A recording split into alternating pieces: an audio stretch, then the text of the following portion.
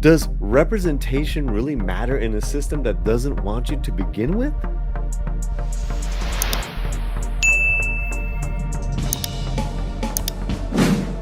From Carlos Cantana, who kind of, gave us props in his Latino Invisibility post, which I really thank you, Carlos. And this kind of bore out a discussion. Recently, a compa of mine commented on my piece about Latino invisibility, in which I lamented that we are still invisible in print, in politics, and in media, among other things. Why is it a bad thing? Why are we begging to be included in a system, whether it's entertainment or politic, that abuses, exploits, murders others for their own benefit? Why don't we create our own opportunities? Isn't that what our elders did? Isn't that what Chicano means? There's a lot out there with representation matter for the most menial shit.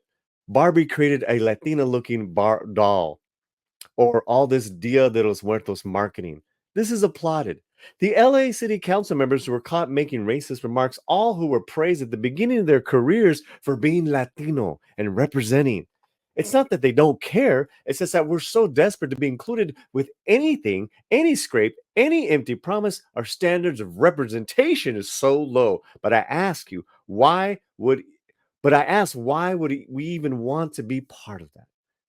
For me, it's not representation. They don't represent me. I want to be as far away as I can be associated with that. Ooh. And he goes on to say she's right, of course. And this got me thinking about a few things, some old, some new, in particular, why representation matters and why it doesn't. Why are we begging to be included in a system that hates us, misrepresents us, exploits us, and ignores us? It's a great question, and one that I've struggled with since the beginning of my foray into the world of publishing, which is, to this day, still overwhelmingly white. And Sarlos goes on to talk about his experience, and you can just use this instead um, of the world of publishing, the world of entertainment. The world of entertainment. It is the same tema, the same onda, la misma canción. Why? Why are we Chicanos, Latinos, begging year after year, decade after decade to be part of the system? And when we are grossly misrepresented. And I'll put this in three areas alone, that when we are represented, here is all the mental space that Hollywood has for us when being represented. You're the undocumented, manual labor with a heart of gold, maybe a recent immigrant. You're the criminal, the drug lord, the ex-con gangbanger trying to make it right. Finally, you're the spicy sex pot foreigner. You're the Latin lover, that exotic uh, import from that spicy land that we know as some Latin land. You're from Latin land. And that's Hollywood for you.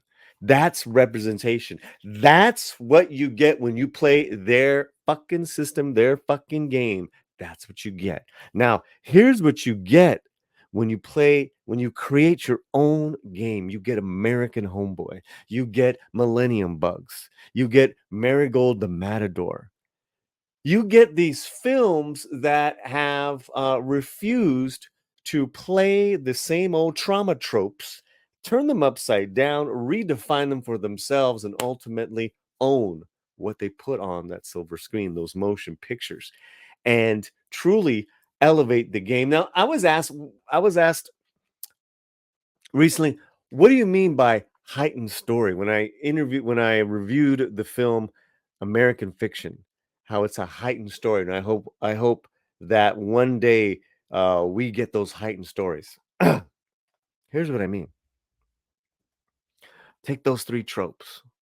Take those three tropes.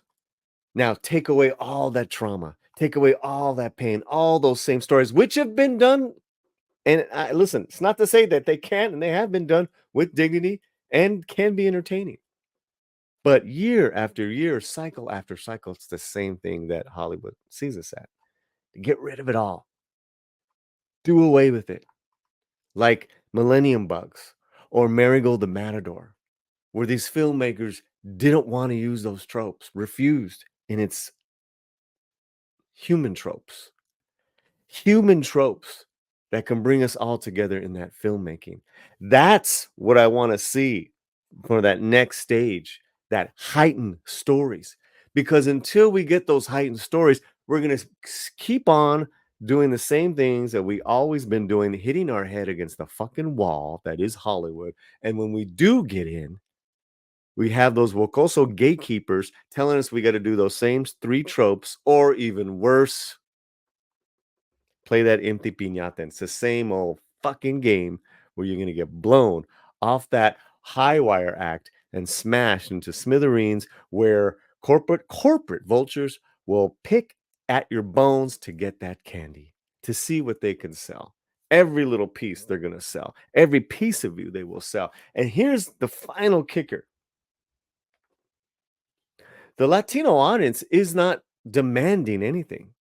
They want to be entertained. They are the biggest movie-going audience, sometimes doubling their index, their population at the movie theaters. Movie after movie has shown that when that movie is great, it's because Latinos came out and made it a box office hit. So I say to you guys, why do we keep on wanting to be part of this system that hates us? Because let's throw out let's throw out these three H's, and then I want to know your comments. I want you to keep your slam fuerte, and I want you to check out all these other videos that we just did in succession. Make sure you don't miss any of those videos. Make sure you are subscribed. Please do me a favor, make sure you are subscribed. Let me leave you with these three H's, and I want to hear your comments, because what I'm seeing is that Hollywood hates Hispanics. Wherever you're at, keep your slam fuerte. Bye.